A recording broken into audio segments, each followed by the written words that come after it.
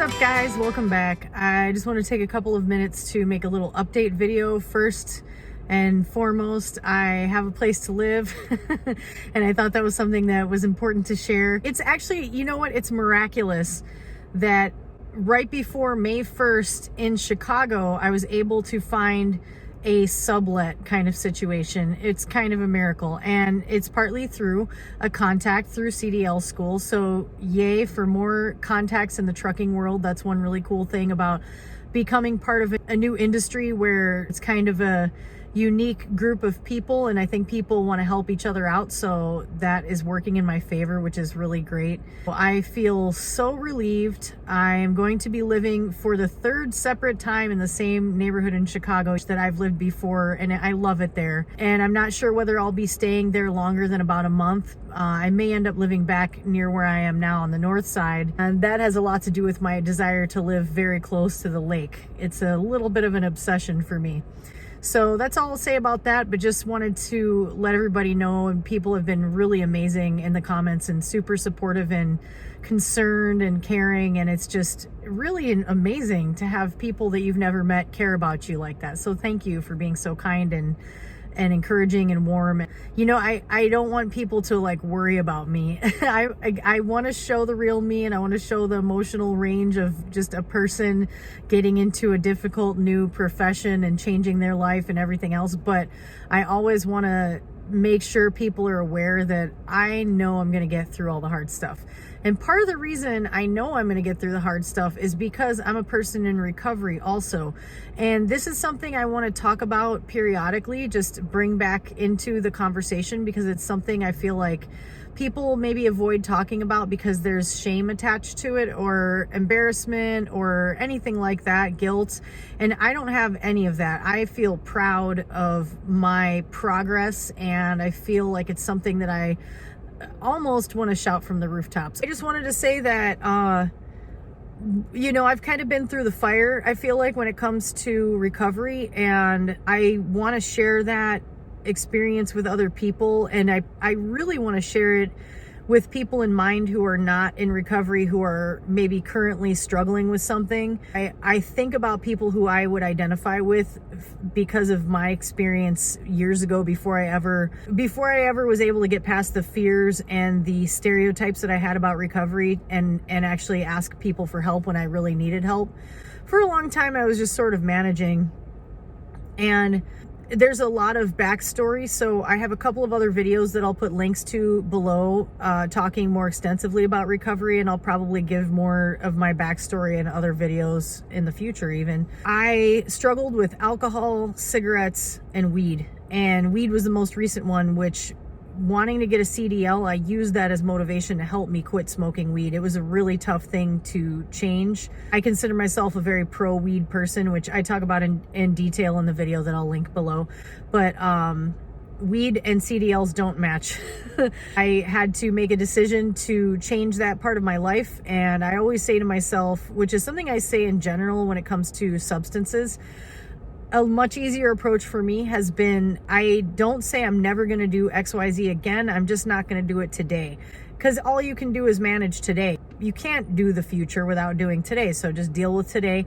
It takes away a lot of the anxiety people feel, because I know especially when it came to alcohol, when I was trying to change that, it would be like the thought of never drinking again is like horrible. And I still don't like thinking about that. And I'll still allow myself, because of where I'm at in my recovery, I feel like I can do this. I will allow myself the indulgence of being like, you know what, someday I'm going to travel to like Italy and France, and I just a little backstory. I went to culinary school. I was really into food and wine for a really long time. I used to love going to wine tastings. I still romanticize that in my head, because it's super fun to day drink and taste all kinds of like amazing wines that you can't necessarily afford to buy the whole bottle. I loved those experiences, and that's why I say to myself, someday I'll drink wine again. And maybe I won't, I don't know, but I just sort of say it to myself, if even just to lie to myself, because it's easier than thinking about never drinking delicious wine again. And that's been one of the really powerful things in me in recovery, is acknowledging that are things about my problematic substance use / behaviors that I enjoyed. And I think that's a really helpful thing to consider, that not every part of addiction is terrible. You know, it's okay to be real about that to yourself. And you can have a problem with something and have it be messing up your life, but still find times when you enjoy it and when it's not problematic. That's really difficult. A lot of people feel like, you know, it has to be like your life is totally falling apart for it to be a problem. And that was something that deterred me from seeking help sooner, because I felt like it wasn't bad enough. And I was like a lot of people, where it came to what you could call a rock bottom, where I was just so desperate and I was so afraid. I was like equally afraid to change as I was to continue, because I didn't know what was happening and my sense of reality was so skewed, and it was fucking scary. And that's where it started to get to, and where I was starting to genuinely worry for my health, and I was worried for the things that could happen as a result of my problem.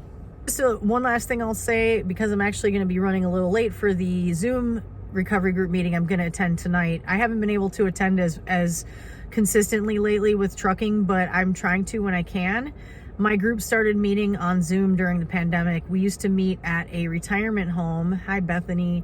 I volunteered at Bethany as part of my recovery, but something I just really loved doing also. I volunteered there for, I want to say almost 7 years, 6-7 years. And throughout the time that I was going to meetings there, and we all miss the in-person meetings, but Zoom is really convenient because you can be at home in your pajamas. I have been a participant and at times a facilitator for SMART Recovery. SMART is an acronym that stands for Self-Management and Recovery Training. SMART really worked well for me because I'm a person who never wanted to necessarily feel forced into acknowledging beliefs that don't fit with my belief systems in my life. So I wanted to do SMART, which is a science-based approach. It's based in cognitive behavioral therapy. And just to put it in a real quick nutshell, I feel like the most empowering aspect of SMART is how it teaches you to listen to yourself, the dialogue that you use to describe yourself to yourself and the world to yourself, situations that you experience. Once you start to hear it and sort of change the narrative, it changes the way you think and it changes the way you feel, and it can make everything that feels like a big scary monster, you know, kind of bring it down to size. That was insanely helpful for me because it went so far beyond just the substance use issues into like broader life issues that I had always struggled with. And the person you see in my videos who is going through hardship and then is bouncing back and still making jokes and like pushing through, that's a different person than I used to be. The person I used to be would catastrophize things and get into a spiral, and it was really hard to get out, and it had a terrible impact on my relationships and my emotional state and everything. And I also always find it really important to say, you know, I don't do 12-step recovery, but for people who do it and it works for them, I celebrate their success just as much, because it's really just about whatever it takes for a person to get there. I wanted to talk more about recovery in the context of someone in my comments mentioned the role of sugar with my pain issues, and that is something that when you are in recovery and you feel like you don't have any vices, you might cling to things that are still not ideal for you, but better than the alternatives. So for me, caffeine and sugar are probably the things that I have substituted to a certain extent for other things that I am not allowing myself to indulge in. And I want to talk about that more going forward. But in any case, if you're a person in recovery, I want to encourage you to, you know, share anything you might want to share in the comments, talking about being a trucker in recovery, because it's a unique thing. When you're out there, you're experiencing isolation and loneliness, which can be very significant triggers toward wanting to use or drink or numb yourself, however you might have done it in the past. And I also just want to say one last thing for anybody out there who knows that they have an issue, but sort of has accepted it as just the way they are, because I was just like that in my life too.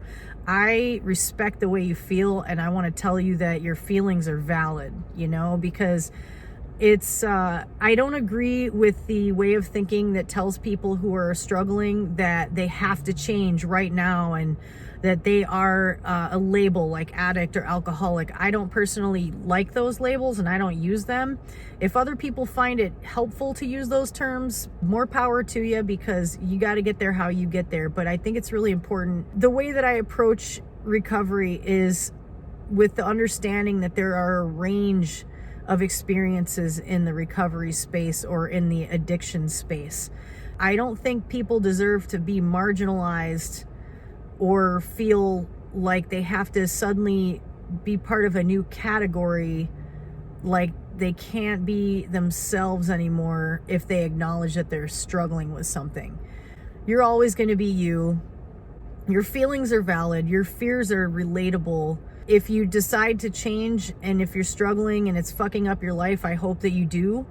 But just know that you're never alone, and there's so many other people who really understand what you're going through and who would be happy to talk about it with you. So that's about all I got right now. I could talk about this like ad nauseum.